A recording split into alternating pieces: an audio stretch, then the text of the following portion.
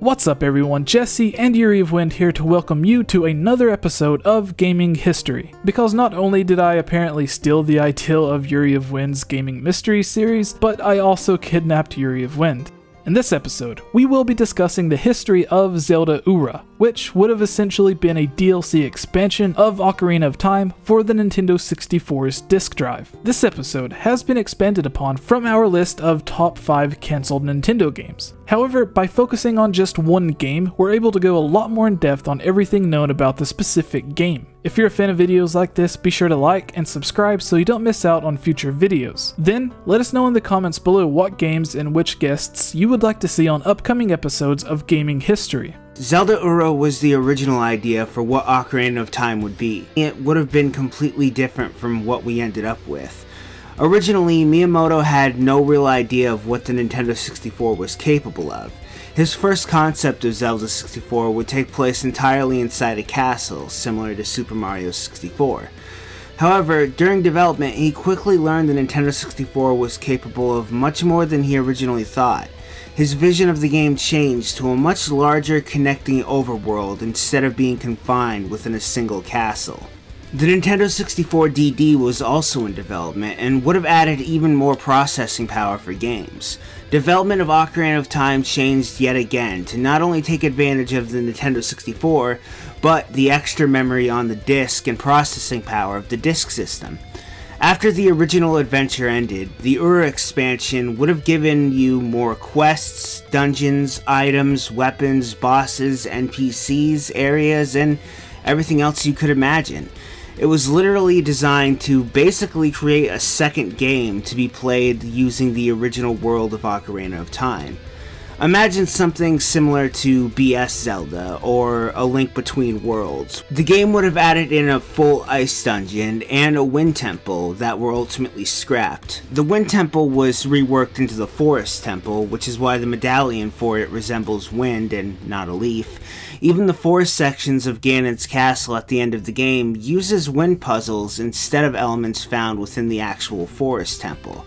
The ice dungeon was shortened and made into the ice cavern. It's thought that completing it would have unfrozen Zora's domain, considering its close proximity to Zora's domain, and completing other dungeons restored those areas that they were connected to. As no way exists to restore Zora's domain, it's thought that this idea, among others, were scrapped. Some fans also think that the Light Medallion would have been received after an actual Light Temple, as opposed to being presented it to you after becoming an adult.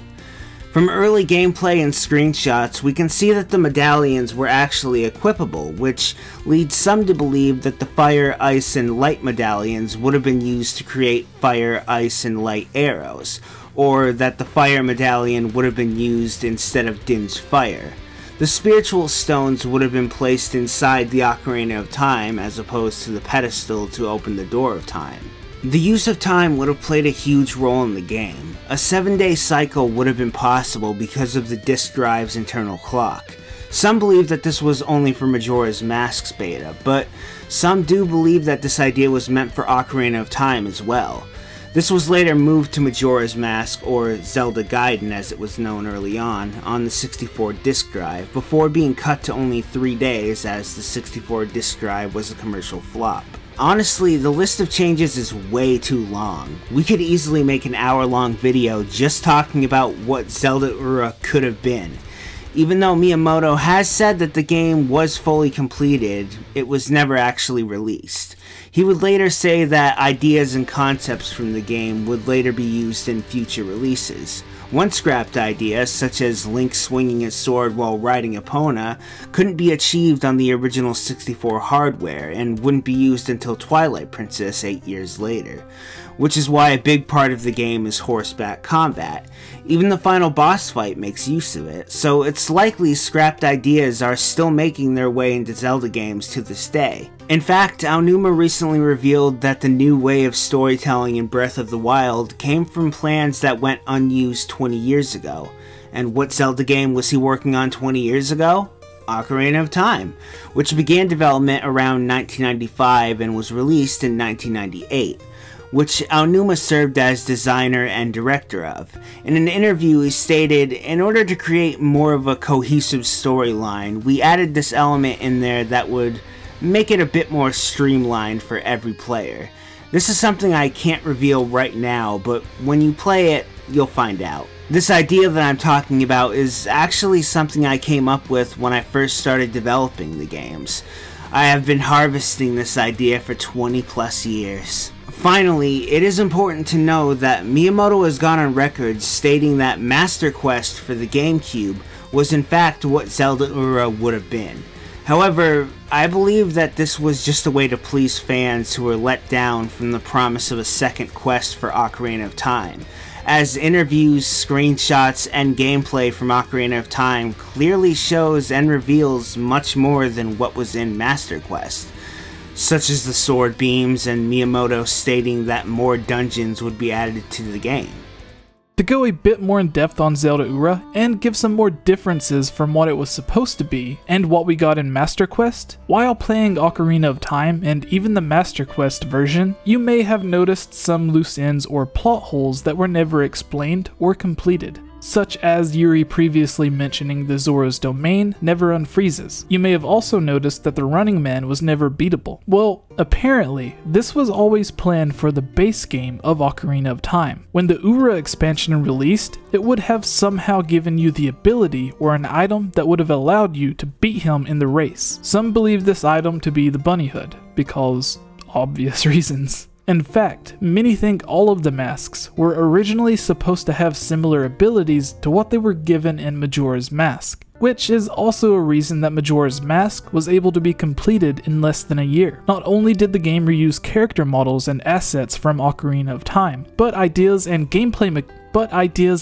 mechanics that never made their way into the expansion, Zelda Ura, were repurposed for Majora's Mask and expanded upon. Earlier, Yuri also mentioned different tunics. Specifically, these would have been white and yellow, or gold, depending on how you look at it. And just as the red tunic allows Link to withstand extreme heat, and the blue tunic allows Link to breathe underwater, the yellow and white tunic would have also given you special abilities. However, no one really knows what these abilities would have been. Fans have also been able to find the existence of unused text found inside the game that refers to the Sky and Ice medallions. The Ice medallion was completely scrapped, and the Ice Temple, as mentioned earlier, was shortened to the Ice Cavern. The Sky medallion and Sky Temple would be completely removed, but the concept would reappear in Twilight Princess as the city in the sky, and possibly even gave birth to the idea of Skyloft in Skyward Sword. Perhaps the white tunic would have somehow been involved in allowing you to reach the proposed Sky Temple, in the same way the red tunic allows you to reach the Fire Temple and the blue tunic allows you to enter the Water Temple.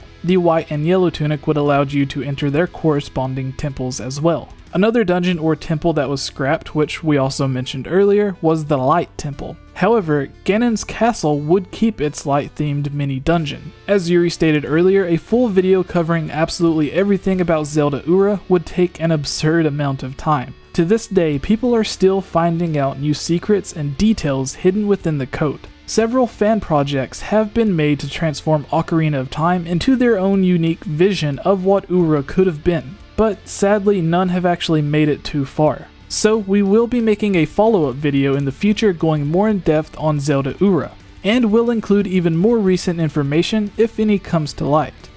For now, I hope this video was enough to keep you satisfied. If you're a fan of videos like this that cover the history of cancelled games and consoles, be sure to subscribe, check out our Patreon to support this channel and the creation of new videos with your advice and input, and check out our top 5 cancelled games series and let us know what games you would like to see us cover in the future. So far we have lists covering the Zelda series, Mario, Nintendo, PlayStation, and plan to have dedicated videos covering a list of cancelled Sonic and Pokemon games, with this video being a taste of what to expect. In fact, because those videos tend to be on the longer side, many of you have asked for shorter videos, or videos on just a single game, which is how this new series, Gaming History, came to be. I want to thank you all for watching this video and welcome to the end slate. If you're a fan of these videos, please subscribe and comment below to let me know your thoughts. If you would like to support this channel, please consider supporting on Patreon, where you can watch videos like this early and help me create longer videos like the top 10 best and worst of Ocarina of Time, Breath of the Wild, and the top 5 official Zelda games that have either been cancelled or just went unreleased. Finally, a huge thank you to this month's supporters: